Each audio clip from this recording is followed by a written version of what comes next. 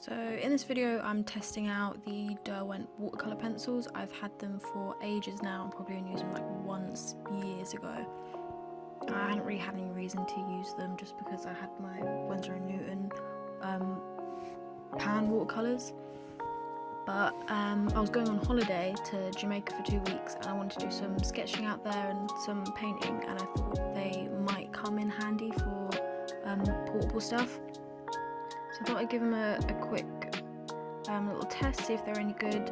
So I'm going to be using them how I would plan to use them if I was out and about. So in my sketchbook and using those water brushes, you know, the brushes that have water already inside them. So just starting out by swatching them, and from first impressions they looked very vibrant. There was a lot of variation in colour, and when I activated them with the water brush they activated pretty quickly, like straight away. The colours actually become a bit more vibrant once you add the colours to them. But one thing I did notice is that you can't really fully blend out the colour to the point where you can't see the original sketch marks on them. So if you want like a really smooth wash, like that's pretty much impossible, but if you don't mind a bit of a sketchy look, then it's fine. Next I did a quick test just to see how well the colours blended together, like how they mixed and formed new colours, and that seemed okay. I was pretty happy with that, blended okay. I noticed it was a little bit streaky, but that probably could have been down to the paper that I was using, because you could have some really decent paints, but if you've got shitty paper then it's not going to do much. But for the purposes I was using it for, it doesn't really matter that much to me personally. One thing that was kind of cool is you can literally just get your brush and get a little colour directly from the pencil and paint it down, so that kind of helps with the sketchiness look of it.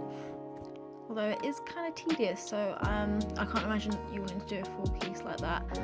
One thing that I didn't really like is that if there's already water down on the paper and then you draw on top with the pencil, then the watercolour is like fixed. You can't then blend that out. When I tried, it blended out a little bit, but then I just ended up tearing up the paper. I also tested out the white watercolour pencil, which I thought would be kind of useless, but you actually do get a fair amount of opacity with it. So if you did want to do some little highlights or just kind of have a more of a misty look, you could overlay some of that white watercolour pencil and it would work pretty well. When I tried to put like some little pieces together, I just kind of started to hate the pencils, to be honest. I didn't have very high hopes for them, and I think that's probably why they didn't work for me, because I expected them not to work and I didn't try very hard. The first few little doodles that I made, I just scribbled a bunch of crap down and I just didn't, like, I just was just going ham because I thought, oh, these are shit anyway, but I've got to give them a go, kind of thing. I found it a bit difficult to overlay colours and mix colours, and I think that's just because I wasn't being delicate enough. I wasn't really thinking it through. You can layer the colours on it's just a little easier if you plan everything and put all the pencil down properly before you go over with the water. And I also found that I was using too much water, because it does not need much water at all to activate, but if you use too much then you just wash it out, it ends up looking really just kind of pale and washed out, and the texture just doesn't work very well. So yeah, you want to layer the pencils over each other for the first couple layers, and then use a small amount of water and make sure you're dabbing off the brush between like activating the different parts of the picture, because then it just like it cross-contaminates and it's just not good. You also, if you want to draw directly on the page with the pencil, it's better to just let the first layer dry and then go in. Or you can do what I did, which is get the brush and take a little bit from the pencil. One thing that was kind of cool, you could literally just scribble a bunch of crap on the page and then get the brush and you can transfer it from that little blob to where you want it. So after that little hand thing, the complete and utter mess of that sunset that I was just like giving up at that point, and the giraffe didn't go that well either. I thought, you know what, I'm gonna actually give these a proper chance. I'm gonna sketch out, plan out properly, so I put a lot of effort into the sketch. Well, not a lot, but I put a fair amount of effort into the sketch.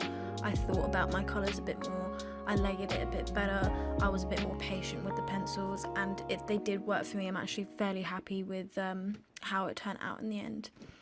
So some quick pros and cons of watercolour pencils, what I found with my limited use of them. So one pro is that they are versatile. You can use them as pencils, or you can add a little bit of water and they turn into watercolours, which is kind of cool. Another pro is that they are pretty good with mixed media because they don't have the waxy kind of finish that normal coloured pencils have. So when you're using paint with them, it's easier to get them to mix together if you want to use more than one medium. Another pro is that they're really portable and you can easily customise your colour palette, because you can just literally just pick up the pencils that you need. It's not annoying to have to get the little pans and put them in a palette or whatever.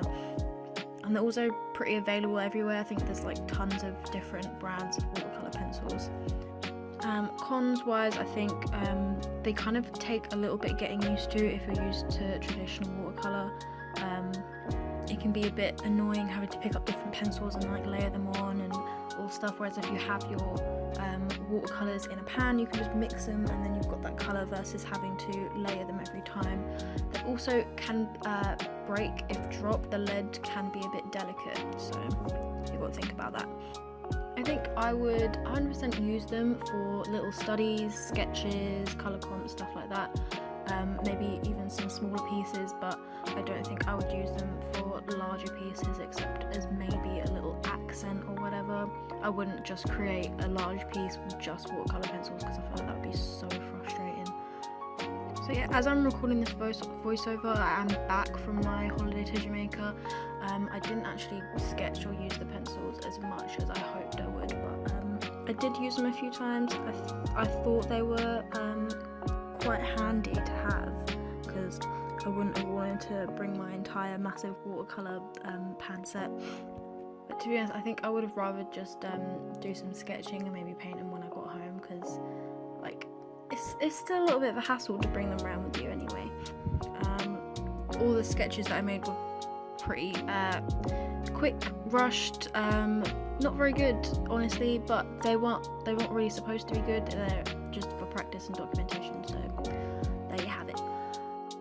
That wasn't super concise, but I hope you found those ramblings at least slightly helpful in figuring out if you would find watercolour pencils useful or not.